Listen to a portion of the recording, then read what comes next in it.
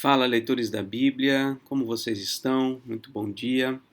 Hoje a gente vai dar continuidade à nossa jornada de leitura bíblica, seguindo a nossa planilha. Hoje nós temos a leitura de Gênesis capítulo 9 e 10, o Salmo 5 e o capítulo 5 de Mateus. Vamos orar, vamos pedir que Deus nos abençoe nessa leitura de hoje. Senhor nosso Deus, te agradecemos, Pai, nesta manhã, neste dia, por toda a tua bondade e misericórdia para conosco. O Senhor tem sido muito bondoso, tem nos dado o bastante para sobrevivermos, para termos vida, alegria e paz. Sobretudo, Deus, pela obra maravilhosa de Jesus Cristo em nosso favor, pela aliança que o Senhor estabeleceu conosco por meio dele. Obrigado, ó Deus, porque somos beneficiários de algo grandioso, somos herdeiros de um reino incomparável, isso tudo pelos méritos, não os nossos, mas pelos méritos de Jesus, o nosso Salvador. Muito obrigado. Abençoa-nos neste dia, nessa leitura que vamos fazer, abra o nosso coração, nosso entendimento e aplica, Senhor, a tua palavra à nossa vida. Pedimos em nome de Jesus. Amém. Então vamos sem demora a Gênesis capítulo 9. Deus abençoou Noé e os seus filhos, dizendo: Sejam fecundos, multipliquem-se e encham a terra. Todos os animais da terra e todas as aves dos céus terão medo e pavor de vocês. Tudo o que se move sobre a terra e todos os peixes do mar serão entregues nas mãos de vocês. Tudo o que se move e vive servirá de alimento para vocês. Assim como lhes dei a erva verde, agora lhes dou todas as coisas. Carne, porém, com a sua vida, isto é, com seu sangue, vocês não devem comer. Certamente requererei o sangue de vocês, o sangue da vida de vocês. De todo animal o requererei, bem como do ser humano. Sim, de cada um requererei a vida de seu semelhante. Se alguém derramar o sangue de uma pessoa, o sangue dele será derramado por outra pessoa, porque Deus fez o ser humano segundo a sua imagem.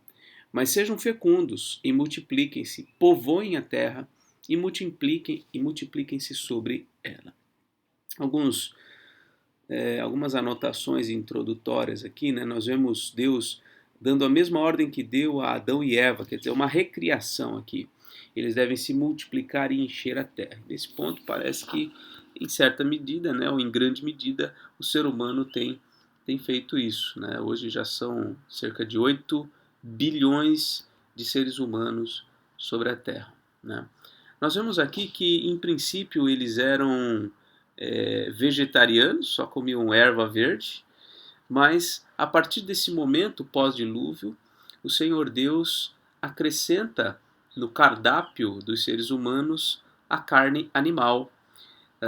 Então, a ideia de comer carne não é uma ideia, vamos dizer assim, oriunda do pecado, né? Não é pecado comer carne. O próprio Deus acrescentou essa, essa alimentação no nosso menu. Esses dias eu fui questionado sobre isso, né? Sobre o vegetarianismo e que Deus criou o homem para ser vegetariano, etc. Aí eu mostrei esse versículo 3, né? Que assim como Deus está dizendo, assim como dei erva verde, agora lhes dou todas as coisas. Né? E o versículo 3, no início, tudo que se move e vive servirá de alimento para vocês. Então, Deus nos fez carnívoros. Essa é que é a verdade. Então não há problema nenhum em comer carne. O problema aqui que ele diz é comer carne com sangue. E aí tem muitas discussões sobre isso, né? Por que não comer carne com sangue? Qual que é o problema do sangue?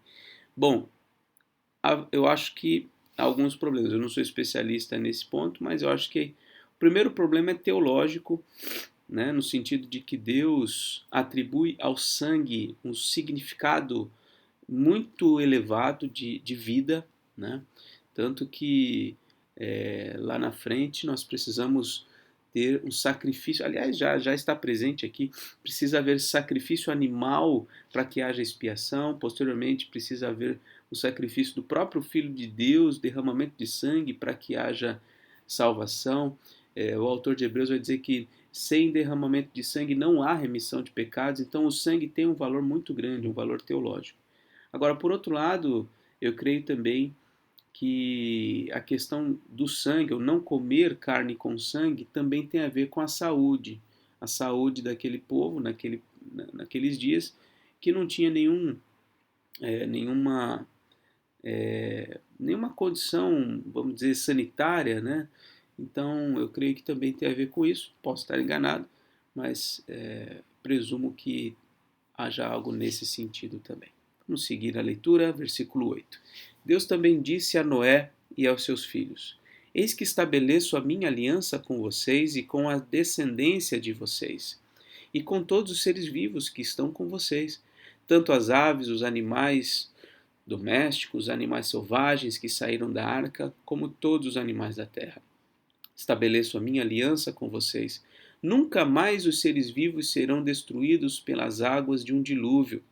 Nunca mais haverá dilúvio para destruir a terra.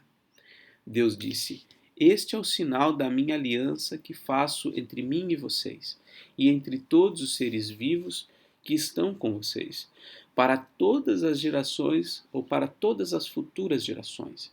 Porei o meu arco nas nuvens, e ele será por sinal da aliança entre mim e a terra.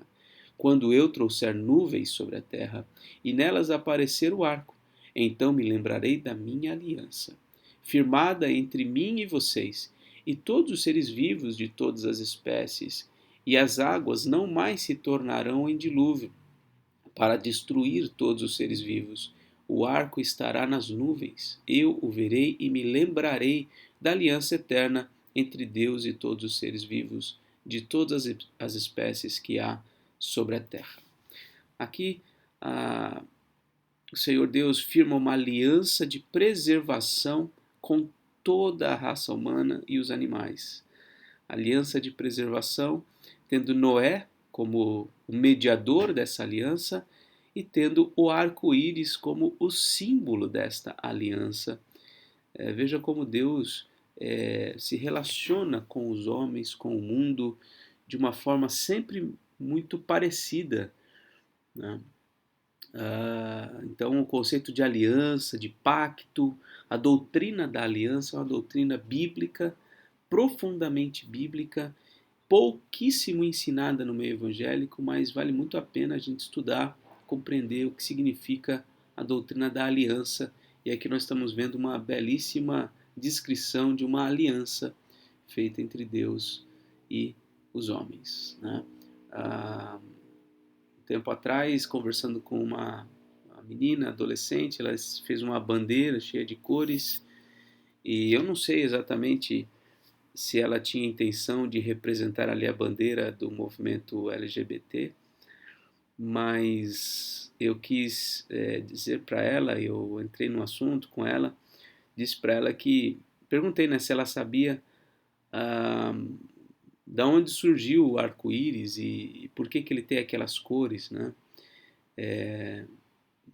Quem foi o primeiro a fazer uso de uma bandeira colorida, né? E aí ela disse que não sabia, então eu mostrei para ela, falei, olha, isso começou lá no livro de Gênesis, no capítulo 9. Foi quando Deus criou o arco-íris. Foi ele que criou e tem um significado muito interessante, que é o da aliança de Deus com os homens, de que ele iria preservar o mundo, os seres humanos, os animais, para que não fossem mais destruídos por meio de um dilúvio. Então, que hoje, né, o movimento LGBT tomou para si na verdade, uma criação de Deus com um significado belíssimo de preservação da vida, né? Aliás, nesse sentido de preservação da vida, no trecho anterior a este que a gente acabou de ler, nós vemos ali Deus dizendo que para a preservação da vida, aquele que fosse o homicida seja animal ou até mesmo um ser humano homicida, deveriam ser mortos, né? Então a pena de morte para aqueles que atentam contra a vida foi estabelecido por Deus para que a vida fosse preservada, né? Para que a vida seja preservada, o homicida precisa morrer. E homicídio, né, é diferente da pena de morte, porque o homicídio é um crime. E a pena de morte já é dentro de um processo legal em que se apura o fato, né, de alguém ter cometido um homicídio, né? Então mas enfim, é uma discussão que tem pano para manga, né? Vamos adiante, versículo 17. Deus disse a Noé: Este é o sinal da aliança estabelecida entre mim e todos os seres vivos sobre a terra. Os filhos dos homens que saíram da arca foram Sem, Cã e Jafé. Cã é o pai de Canaã. Esses três são os filhos de Noé e a partir deles se povoou toda a terra. Sendo Noé agricultor, passou a plantar uma vinha. Bebendo do vinho, embriagou-se e ficou nu dentro de sua tenda. Cã, pai de Canaã, vendo a nudez do pai, foi contar isso aos seus 2 irmãos que estavam do lado de fora. Então Sem e Jafé pegaram uma capa, puseram-na sobre os seus próprios ombros e, andando de costas e com os rostos desviados, cobriram a nudez do pai, sem que a vissem.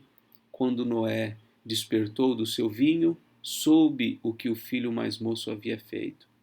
Então disse: Maldito seja Canaã, servo dos servos, seja servo dos servos para os seus irmãos.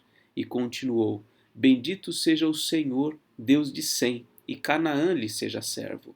Que Deus engrandeça Jafé, e que ele habite nas tendas de Sem, e Canaã lhe seja servo. Noé, depois do dilúvio, viveu ainda 350 anos. Todos os dias de Noé foram 950 anos e morreu. Esse episódio muito triste da história de Noé, dele ter se embriagado, se posto nu, seu filho Cã ter tido uma atitude reprovável para com ele, e os seus 2 filhos, Sem e Jafé, terem tido uma postura digna, né, de cobrir a nudez do pai. Isso tudo fez com que Noé pronunciasse essa bênção a Sem e Jafé e essa maldição a Canaã. Né? Tudo isso é importante dentro do contexto da história que está sendo construída. Né? O Abraão, por exemplo, vai ser descendente de Sem, é semita. Jafé, eu não me recordo bem, a região para qual, não sei se é o Extremo Oriente ou talvez o Ocidente, eu não sei para onde foi Jafé, eu não me lembro bem agora. A construção das primeiras, né, civilizações. Mas Cã é o grupo, né, que nasce no contexto ali da região sul do mundo antigo, né? Região do Egito, norte da África, e muito dos preconceitos que existiram e ainda existem, infelizmente, contra os negros, se dá por conta disso, essa maldição que Canaã recebeu e tudo mais. E todo tipo de preconceito, de segregação é terrível, né? A escravidão, tá? É terrível, e a gente, né, um dia eu preciso fazer um estudo sobre isso, sobre escravidão no contexto bíblico, porque muitos questionam, né, que a Bíblia parece embasar a escravidão, né, humana, e então isso está absolutamente errado. Mas, enfim, dentro do contexto da história bíblica, faz sentido, de fato. Canaã é uma terra de gente completamente descomprometida com Deus, completamente avessa a Deus, idólatra. É justamente a terra que os semitas, milhares de anos depois, vão, é, vão tomar, né, os israelitas, não todos os semitas, mas os israelitas em particular, o povo de Deus, eles vão tomar a região de Canaã, ali no Oriente Médio.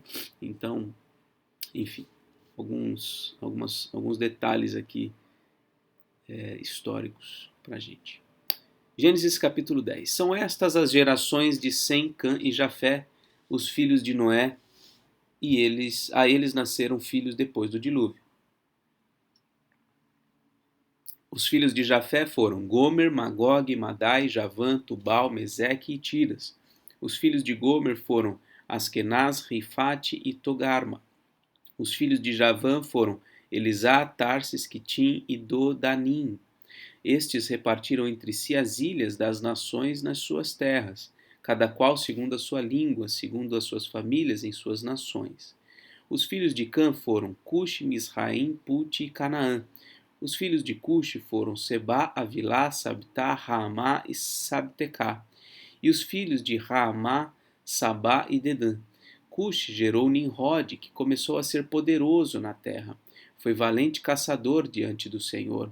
Daí dizer-se, como Nimrod, poderoso caçador diante do Senhor. O princípio do seu reino foi Babel, Ereque, Acade, Calné, na terra de Sinar. Naquela terra, ele foi para a Assíria e edificou Nínive, Reobote-ir e Calá. E entre Nínive e Calá, a grande cidade de Rezém. Misraim gerou Ludim, Ananim, Leabim, Naftuim, Patrussim, Casluim, de quem descendem os filisteus, e Caftorim. Um detalhe aqui em Nimrod. Nimrod, se eu não estou enganado, é aquele que vai ter proeminência no contexto de Gênesis 11, aliás, é o próximo capítulo, a Torre de Babel, né? O princípio, inclusive está escrito aqui, o princípio do seu reino foi Babel. Então esse Nimrod foi um homem poderoso, um homem que ganhou grande proeminência, poder naqueles dias, um grande caçador.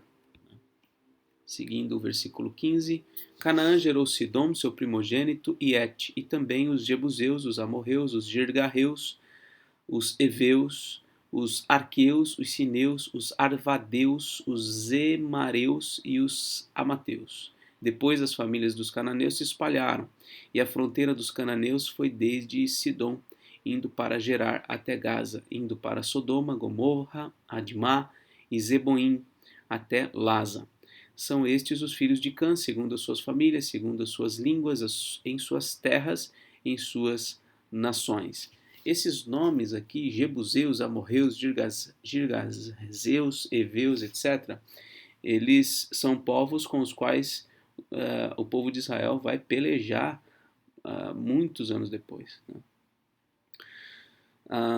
Lembrando, inclusive, que o autor de Gênesis, eu não comentei sobre isso, mas é Moisés, né? Moisés, que é o grande líder de Israel do Êxodo, e ele está ali mostrando, escrevendo, redigindo realmente a origem daqueles povos com os quais os israelitas teriam de entrar em conflito bélico e para poder tomar a terra de Canaã.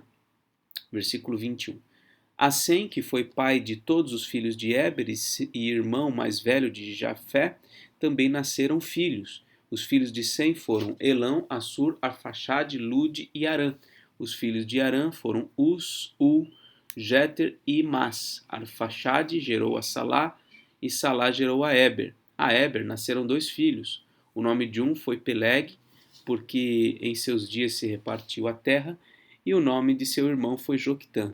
Joquitã gerou a Almodá, Selef, Azarmavé, Gerá, Adorão, Uzal, Dicla, Obal, Abimael, Sabá, Ofir, Avilá e Jobabe. Todos estes foram filhos de Joquitã e habitaram desde Messa, indo para Cefar, montanha do Oriente. São estes os filhos de Sem, segundo as suas famílias, segundo as suas línguas, em suas terras, em suas nações.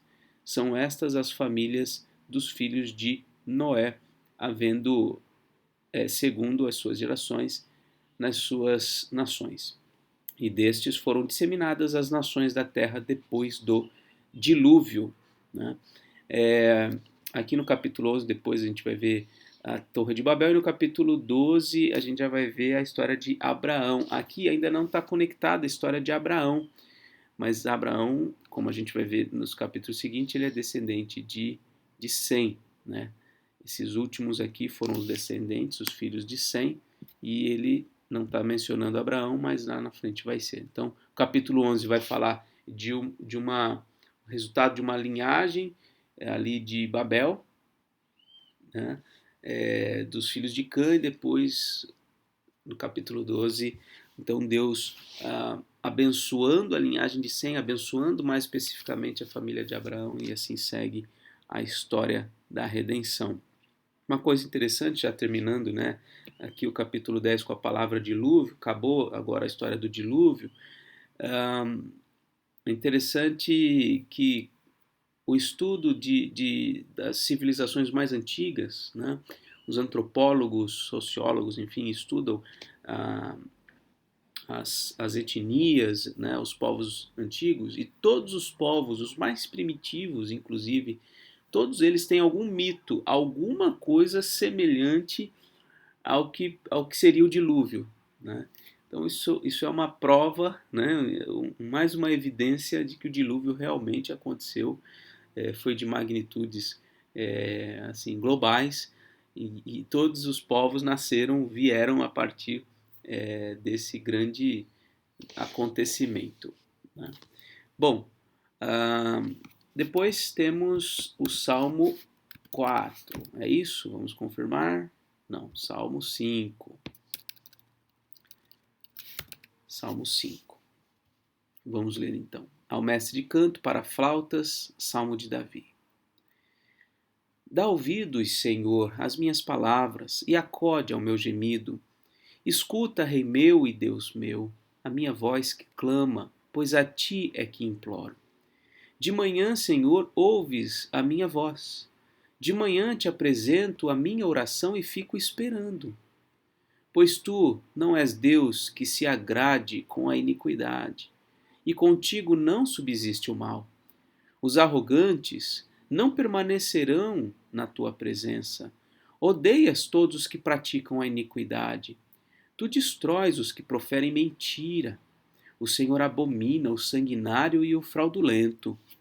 Eu, porém, pela riqueza da tua misericórdia, entrarei na tua casa e me prostrarei diante do teu santo templo no teu temor. Senhor, guia-me na tua justiça, por causa dos meus adversários. Endireita diante de mim o teu caminho, porque na boca dos meus adversários não há sinceridade. O íntimo deles está cheio de crimes. A garganta deles é sepulcro aberto, e com a língua lisonjeiam. Declara os culpados, ó Deus, que eles caiam por seus próprios planos. Rejeita-os por causa de suas muitas transgressões, pois se rebelaram contra ti. Mas alegrem-se todos os que confiam em ti, cantem de júbilo para sempre, porque tu os defendes, e em ti se gloriem os que amam o teu nome. Pois tu, Senhor, abençoas o justo, e como escudo os cercas da tua bondade. Davi enfrentou muitas adversidades, muitos inimigos, por isso que a maioria dos salmos que ele escreve sempre tem alguma coisa relacionada aos inimigos. Né? E a gente precisa ver isso da perspectiva correta. E a melhor perspectiva dentro veja, de uma interpretação bíblica como um todo, é que nós não podemos ler um salmo como esse e aplicá-lo à nossa condição diante dos nossos inimigos pessoais. Eu acredito que a gente precisa compreender a pessoa de Davi como uma pessoa chave na história bíblica, que é um grande representante daquele que viria a ser o Rei dos Reis, que nasceria, cresceria, viveria, morreria e ressuscitaria para e receberia sobre ele mesmo toda a autoridade nos céus e na terra. Então, Davi é, como é dito na teologia, um tipo de Cristo. Dentro da tipologia bíblica, Davi é um tipo de Cristo, assim como Noé foi um tipo de Cristo, assim como Moisés foi um tipo de Cristo, cada um tendo as suas particularidades, alguns aspectos que já apontam para a pessoa e a obra de Jesus Cristo, mas imperfeitos, obviamente, são homens pecadores. Então a gente precisa olhar dessa perspectiva. Quando Davi se posiciona como alguém que está sendo afetado pelos seus inimigos, alguém que está sendo perseguido, ele ora pedindo para que Deus puna completamente os seus inimigos e tudo mais. A gente precisa ler, na minha visão, esses salmos como se fossem palavras do próprio Cristo em relação aos inimigos dele. Né? Tanto é que vários salmos prenunciam o sofrimento de Cristo. Né? Veja o Salmo 22, veja o Salmo 69. Jesus, ele foi perseguido e foi morto por seus inimigos, e ele venceu seus inimigos no final das contas, né? Ele teve vitória sobre eles. Então, quando nós lemos esse salmo, eu creio que seja prudente nós orarmos, inclusive, com base nestes salmos, rogando de Deus a punição sobre os inimigos de Deus, sobre os inimigos de Cristo, sobre os inimigos do povo de Deus, não os nossos inimigos pessoais, não as pessoas que eventualmente pisam no nosso calo, enfim, nos incomodam. Não é contra essas pessoas que a gente deve orar. Pelo contrário, a gente deve amar essas pessoas, amar os nossos inimigos pessoais, devemos fazer o possível para atender às necessidades deles, enfim, tem todo o ensino bíblico a respeito disso, tá bom?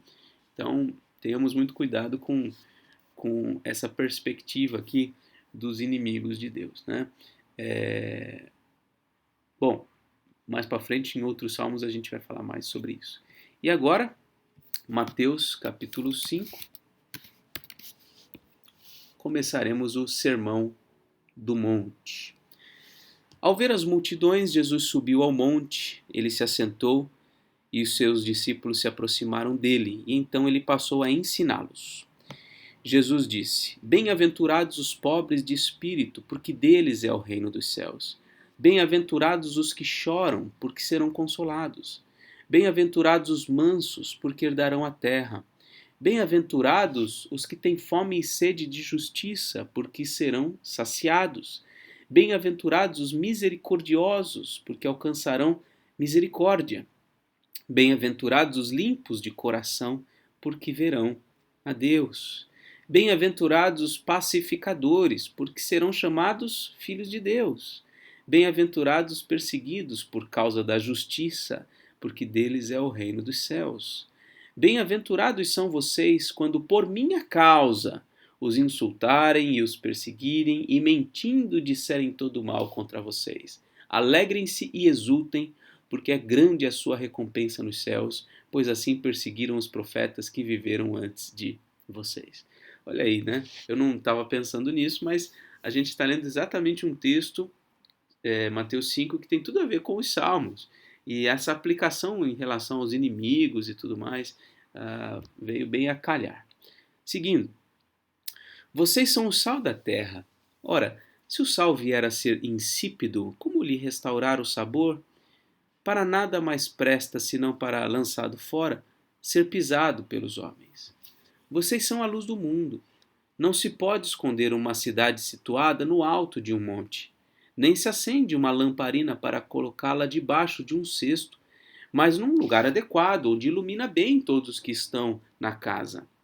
Assim brilhe também a luz de vocês diante dos outros, para que vejam as boas obras que vocês fazem e glorifiquem o Pai de vocês que está nos céus. Como a sociedade precisa de cristãos atuando em áreas estratégicas, Não digo somente cristãos evangélicos no geral, não, gente bíblica, gente que ama a palavra de Deus, gente que conhece as escrituras, gente que tem uma cosmovisão, uma estrutura de pensamento pautada nas escrituras sagradas. O mundo precisa disso, né? Tempos atrás, nós tivemos nas altas posições de autoridade pessoas altamente comprometidas com as escrituras e isso trouxe resultados muito bons para toda a sociedade, né? O conceito de liberdade que nós temos como algo tão valioso no mundo ocidental se dá por influência dos cristãos, porque eles foram sal e luz no mundo. A educação como um todo, atingindo todas as camadas sociais, desde os pobres até os ricos, o fato da educação se estender às mulheres, se estender às crianças, se estender aos pobres, se estender a todos, é resultado da influência cristã na sociedade. A existência das universidades, o ensino superior, tudo isso resultado da influência cristã na sociedade, porque gente do passado foi sal e luz no mundo. E o que nós temos feito? O que os cristãos têm feito? O que a bancada da Bíblia tem feito no Congresso Nacional? Deixa aí as perguntas, né? Bom, precisamos nós, em particular, atuar na sociedade de alguma forma. Entrar no meio, nos meandros da sociedade. Sempre que eu posso falar com jovens que estão na fase de escolher um curso, uma faculdade, eu sempre digo, olha, pense se você não seria um bom professor. Pense se não há alguma matéria da escola que você amava aprender e tinha aptidão para ensinar. Porque na educação precisamos de cristãos comprometidos com as Escrituras. Vamos seguir. 17. Não pensem que vim revogar a lei ou os profetas. Não vim para revogar, mas para cumprir. Porque em verdade lhes digo, até que o céu e a terra passem, nenhum i ou um tio jamais passará da lei, até que tudo se cumpra. Aquele, pois, que desrespeitar um destes mandamentos, ainda que dos menores, e ensinar os outros a fazer o mesmo, será considerado mínimo no reino dos céus. Aquele, porém, que os observar e ensinar, olha aí, esse será considerado grande no reino dos céus. Porque eu afirmo que, se a justiça de vocês não exceder em muito a dos escribas e fariseus, jamais entrarão no reino dos céus. Então, Jesus dizendo que ele veio para cumprir a lei e todos devem também cumprir a lei. Então, o fato de que a salvação é pela graça não nos exime de cumprir a lei, que a gente precisa ser mais cumpridores da lei do que os mais rigorosos cumpridores da lei, que no caso ele menciona aqui escribas e fariseus. Na verdade, uma lei própria que eles criaram, né? Leis até mais pesadas do que aquelas que Deus estabeleceu. Seguindo aqui, versículo 21. Vocês ouviram o que foi dito aos antigos: não mate. E ainda, quem matar estará sujeito a julgamento. Eu, porém, lhes digo que todo aquele que se irar contra o seu irmão estará sujeito a julgamento. E quem insultar o seu irmão estará sujeito a julgamento do tribunal. E quem o chamar de tolo estará sujeito ao inferno de fogo. Portanto, se você estiver trazendo a sua oferta ao altar e lá se lembrar que o seu irmão tem alguma coisa contra você, deixe diante do altar a sua oferta, vá primeiro reconciliar-se com o seu irmão e então volte e faça a sua oferta. A oferta que ele diz aqui, diante do altar, né, tem a ver certamente com a entrega de dízimos, etc. A oferta diante do Senhor. E ainda hoje esse é um conceito bíblico, né, de adoração. Faz parte da nossa adoração a oferta que entregamos para as coisas de Deus, né, para o progresso, o avanço do reino de Deus. Ele está vinculando os relacionamentos com isto, com um ato de adoração. Quer dizer, a tua adoração é prejudicada quando você tem dificuldades, problemas, conflitos com os seus irmãos ou com alguém. Ele está dizendo, olha, antes de você adorar a Deus, você precisa resolver as questões com os seus irmãos. É isso que o texto está dizendo, é isso que Jesus nos ensina. Entre em acordo sem demora com o seu adversário, enquanto você está com ele a caminho, para que o adversário não entregue você ao juiz, o juiz entregue você ao oficial de justiça e você seja jogado na prisão. Em verdade, lhe digo que você não sairá dali enquanto não pagar o último centavo. Vocês ouviram o que foi dito? Não cometa adultério. Eu, porém, lhes digo, todo o que olhar para uma mulher com intenção impura já cometeu adultério com ela no seu coração. Se o seu olho direito leva você a tropeçar, arranque-o e jogue-o fora. Pois é preferível você perder uma parte do seu corpo do que ter o corpo inteiro lançado no inferno. E se a sua mão direita leva você a tropeçar, corte-a e jogue-a fora. Pois é preferível você perder uma parte do seu corpo do que o corpo inteiro ir para o inferno. Então veja como Jesus está mostrando que há algo mais profundo do que matar, algo mais profundo do que adulterar.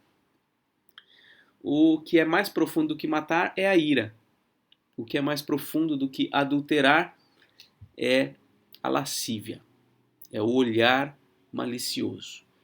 E ele condena absolutamente isso, e ele diz que esse pecado precisa ser arrancado pela raiz, né? Ainda que produza muita dor. Eu não acredito que Jesus esteja ensinando aqui para que as pessoas arranquem seus olhos ou suas mãos fora, literalmente, né? Não creio que seja isso, mas é no sentido de que devem arrancar o pecado pela raiz, fazer o possível, nem que isso dilacere o seu coração, nem que isso traga profunda dor e sofrimento. É isso que Jesus está ensinando. 31. Também foi dito, aquele que repudiar a sua mulher deve dar-lhe carta de divórcio.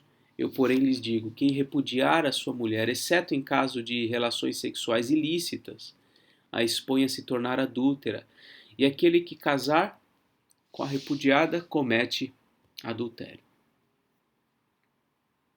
Vocês também ouviram o que foi dito aos antigos, não faça juramento falso, mas cumpra rigorosamente para com o Senhor o que você jurou. Eu, porém, lhes digo, não jurem de modo nenhum, nem pelo céu, por ser o trono de Deus, nem pela terra, por ser estrado de seus pés, nem por Jerusalém, por ser a cidade do grande rei. Não jure pela sua cabeça, porque você não pode fazer com que um só cabelo fique branco ou preto. Que a palavra de vocês seja sim, sim, não, não. O que passar disto vem do maligno. Então, que sobre o divórcio, Deus odeia o divórcio. Há uma exceção aqui no caso de relações sexuais ilícitas, mas Deus odeia o divórcio. Preservemos, irmãos, os nossos casamentos, né? Façamos o possível para preservar os laços matrimoniais. O adultério não pode ser uma opção, não pode ser uma palavra no vocabulário de um casal. Não existe essa possibilidade para servos de Deus. E sobre os juramentos, essa ideia de jurar sobre algo superior,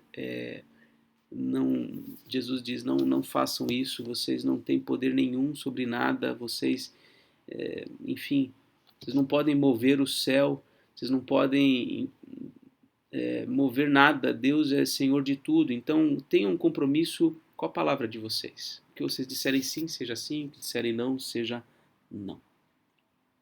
Agora sobre a vingança. Vocês ouviram o que foi dito, olho por olho, dente por dente. Eu, porém, lhes digo, não resistam ao perverso. Se alguém lhe der um tapa na face direita, ofereça-lhe também a face esquerda. Se alguém quer processar você e tirar-lhe a túnica, deixe que leve também a capa. Se alguém obrigar você a andar 1 milha, vá com ele 2. dê a quem lhe pede e não volte as costas ao que quer pedir emprestado. Então, querem prejudicar a gente, deixamos que prejudiquem. Não há problema nenhum, diz Deus aqui, porque quem reivindica os nossos direitos não deve ser nós mesmos, mas o nosso Deus.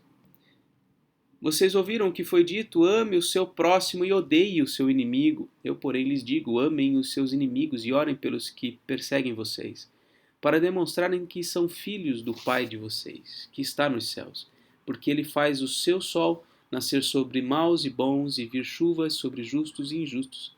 Porque se vocês amam aqueles que os amam, que recompensa terão? Os publicanos também não fazem o mesmo? E se saudarem somente os seus irmãos, o que é que estão fazendo demais? Os gentios também não fazem o mesmo? Portanto, sejam perfeitos, como é perfeito o Pai de vocês que está nos céus. Então, o amor aos inimigos, algo tão difícil, não é? Mas algo que o Senhor Deus quer de nós, que nós amemos os inimigos, assim como Ele nos amou primeiro, quando éramos inimigos de Deus ainda, assim como Ele ama todos e abençoa todos com o sol, com a chuva e tudo mais. Muito bem, eu presumo que essa leitura de hoje tenha ficado mais longa do que as demais, né?